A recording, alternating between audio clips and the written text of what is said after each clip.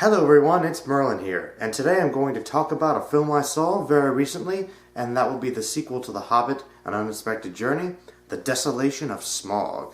Now right off the bat I have to say, this film was done in a really fast frame rate, so it really looks very different. I have to admit, when I first sat down and watched the movie, the first 5 minutes or so were kind of weird, and there were different parts throughout the movie where things were just kind of a bit off. It looked almost as if the 3D was so enhanced that honestly, despite all the CGI, it looked almost so real that I could say it was too real. It was really crisp and sharp though, and it did look pretty, but it was a very different style of film, and it was kind of awkward to get used to at first.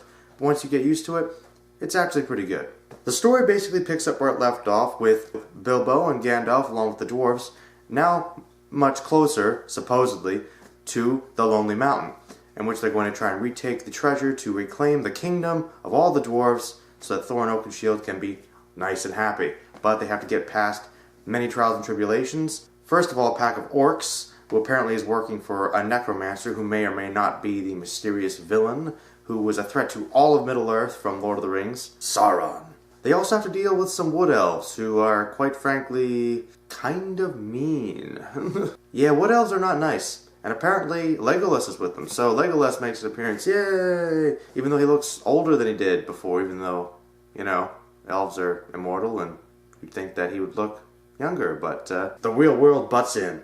One thing this movie reinforces is that Bilbo is probably the most awesome hobbit ever, something which, quite frankly, Frodo is not. They get attacked by giant spiders, and guess what? Bilbo saves them. He takes out like 3 or 4 spiders himself, because Bilbo is amazing. Seriously, when they go into this enchanted forest, he's the only person that really realizes, wow, this forest is really kind of messing with us. And by the way, that's a really trippy scene too. They did a good job of making it seem like the forest was really messing with their minds. And it's funny, even though Gandalf warned them about it, still kind of messed them up. That's another thing too. Much like in the book, Gandalf kind of goes in and out of the journey. He tries to help them out, but at certain points he just says, hey, I got other stuff to do. And he just leaves. So Gandalf, who's really, honestly, the most awesome person ever, and quite frankly, the most beneficial person to have on this quest, just kind of weaves in and out. That's something from the book they kept, which is silly, but at least they kind of try and explain it here, in which Gandalf kind of goes off with Radagast the Brown, another awesome wizard, and tries to find out what's been going on with some of the dark forces that seem to be reappearing, and investigating the possible return of Sauron and his evil forces. So it's okay, Gandalf's got some things he's doing. There's also this made-up elf chick who kind of has a romance with one of the dwarves, and I know she's completely made up from any particular other source material, so she's probably going to die in the next movie, but she was a cool character despite that.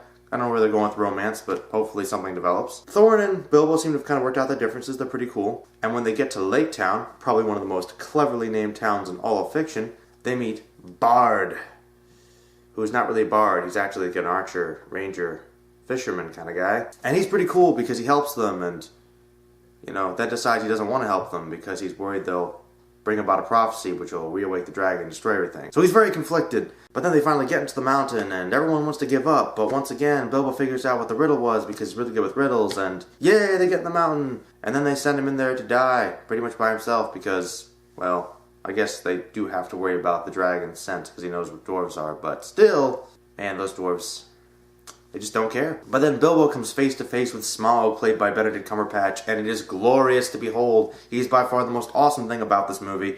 He looks so good. He looks sinuous and serpentine, but also really large and intimidating, and his voice is just the right pitch where it seems almost human, but then otherworldly. It's really awesome how they amplified his voice. It was really cool. And they kind of try to get out of there, and there's a lot of running and fighting, as there is throughout most of the movie. And then it leaves you with another cliffhanger. No! Anyway, that was my review of Desolation of Smaug. Overall, it was a pretty good film. I mean, it does have some things that were improved over the first one. It has some things that I think were a little awkward. I think that the whole frame rate in 3D was actually kind of weird. I almost feel like I would have enjoyed this film more in 2D because it felt like I was watching a BBC film, which, despite the huge budget of the movie, made it seem kind of low budget. Not that it necessarily looked bad, but it was just awkward. Overall though, I'd probably give it somewhere in the B range, maybe like a 6 or 7 out of 10. It's a pretty good movie. Yeah, it's not quite as epic as the Lord of the Rings story, but honestly the books don't really compare anyway. It's a very different story, different tone. So overall, if you're a fan of Lord of the Rings, The Hobbit, or just fun fantasy adventure, you'll probably have a good time watching this. Alright guys, Merlin out. Peace.